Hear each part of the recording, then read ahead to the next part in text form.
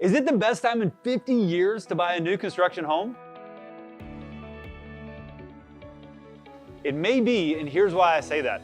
So everyone knows that we have had a lack of inventory in housing here in Atlanta for a while and across the country. And one of the big reasons for that is that there have not been as many new homes built as we've historically seen.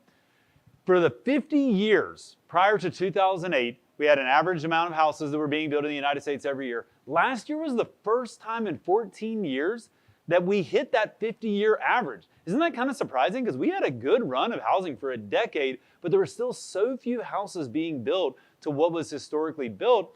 And now is the first time that we've actually gotten back to that number. So yes, there's low inventory, but the percentage of houses that are out there that are new construction is actually up relative to what we've seen in the past. So, in one hand, you just have more options to potentially buy something new. And then I think there's two other things that are really great about new construction that you might consider. So my wife and I, we had a house built, and so new construction, been living in that house. Before that, we lived in a house that was 105 years old. Tell you what, it is nice when a house is new. Things work, they don't break. There's actually a closet in the bedroom. I mean, you have all of the modern amenities that really are nice. And I'm joking that it's nice that things don't break. You can have an old house where things don't break, but just statistically, your cost of ownership, it's lower on a new house. Your insulation is better. Things are more energy efficient. You're less likely to have to make a major replacement, like on your roof or your HVAC or your water heater.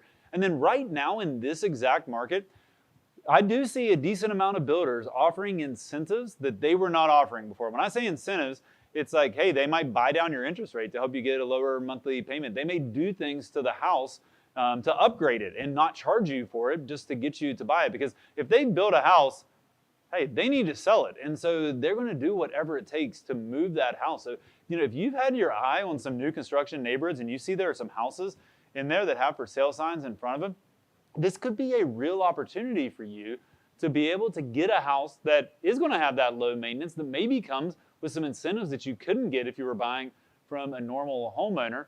And just the fact that more were built last year means you have more selection. So if this is something you're considering, or if you want to talk more about the pros and cons of a new house versus a resale, hey, send us a message like so many of you do, because your situation is unique and we would love to help you think through that unique situation to come up with the best solution for yourself. So if you want to do that, send us a message. Everybody else, I'll see you guys again next week.